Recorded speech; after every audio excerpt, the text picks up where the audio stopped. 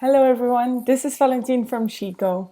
In this video I'm going to show you how to use our Sheetgo add-on in a quick tutorial. So as you can see, we're inside the spreadsheets. It's empty right now, but of course you could have one with full of data. I called it my first connection with the Sheetgo add-on.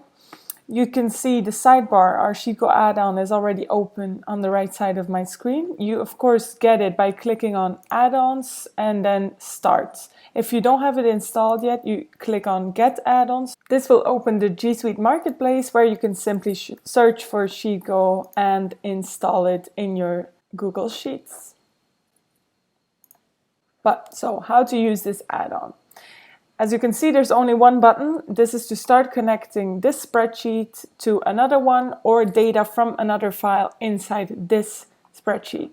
You hover over the plus button and you choose between import data or export data. Right now I want to import some data into this file, so I'm going to click on import data.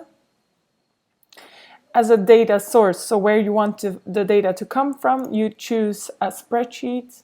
Sheetgo will automatically open your most recent used files from your drive. As you can see here, your folders and your spreadsheets. So you can find your file here, upload any file that's on your computer directly, or simply search for one if you don't find it immediately. Let me search for my file. So historic stock data, I want to import that information inside this spreadsheet.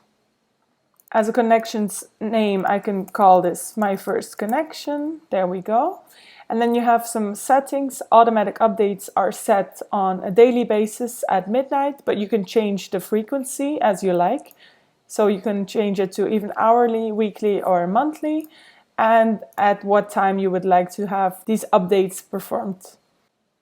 You can filter to only import certain data from that file, or have keep a historic track of the data, transfer the formatting, and even more advanced settings for you to structure and filter your data even better. But let me show you the simple connection. So we're going to save connection. As you can see, Sheetgo created a new tab inside your spreadsheet. And here you will find your historic stock data imported inside this spreadsheet.